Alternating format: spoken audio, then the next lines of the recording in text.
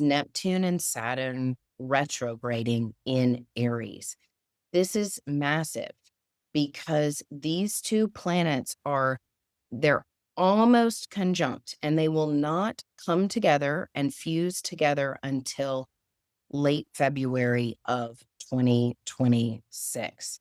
So it's like they're about to conjunct, but they're so close together that we feel it now. They're all but conjunct and they're both slowing down and standing still in the sky the month of July. And they're heavy hitters. And they're heavy hitters from two polarizing expressions.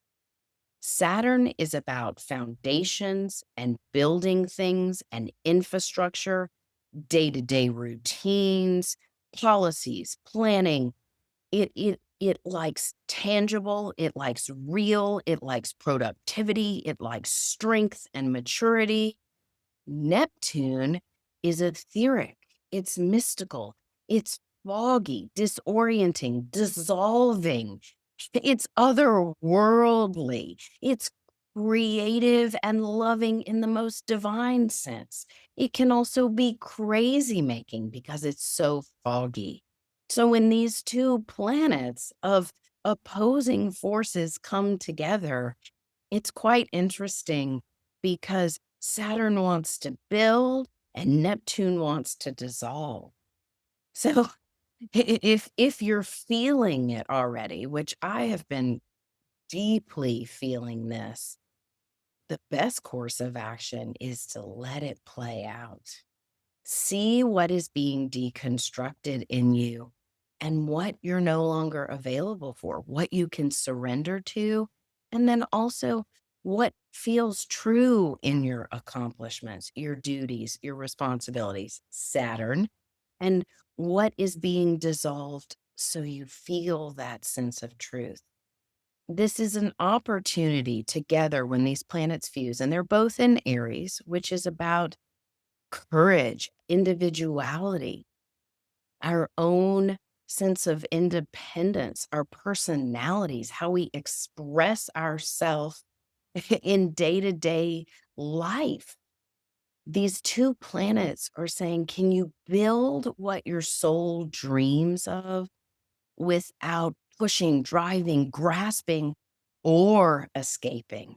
Because with Neptune here, there's like a fine line that I'm seeing and feeling and experiencing within myself. And it's this fine line between escapism and solitude. And it's really funny because I would say in the last 6 months, and I had this conversation recently with a woman who knows me well and walks alongside me in my journey, said, I know that fine line now in myself between solitude and isolation. I know I need quiet and solitude and introspection for myself and my own divine time and divine communion. But I can also see when I slip into escapism or isolation. And we all know that, feeling when it's like, okay, I just got to watch some Netflix. I need to just relax and watch a show. Well, I can watch two shows, but it's really easy for me to watch 8 shows, right?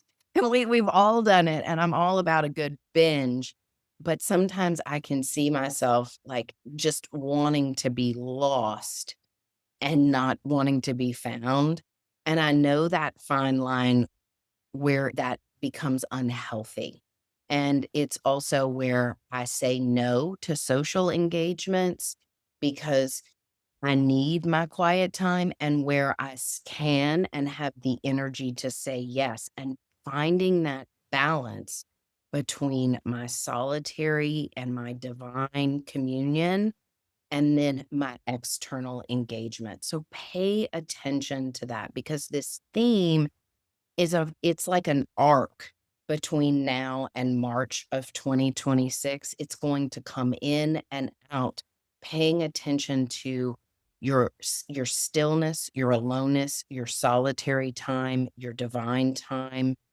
whatever your self-care practices are, your self-nurture, and then when it's imperative that you're starting to cross that line and you need to be out in the world engaging.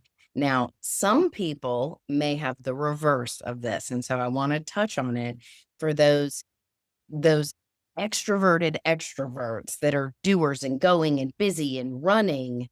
It may feel more scattered. You may feel more, like forgetting your keys or leaving your wallet somewhere. Notice if you're becoming absent-minded, forgetting appointments, like ADD energy, ADHD energy to its extreme.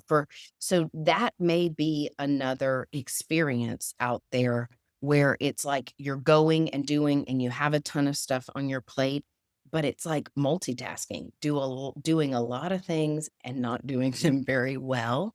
It's where can you simplify? Where can you slow down, pace yourself? And sometimes for many of us, when we have a lot on our plate and a lot of responsibility and mouths to feed and people to get to and from and deadlines, taking a breath, just taking a couple of deep breaths may be the stillness that you need so you feel more grounded.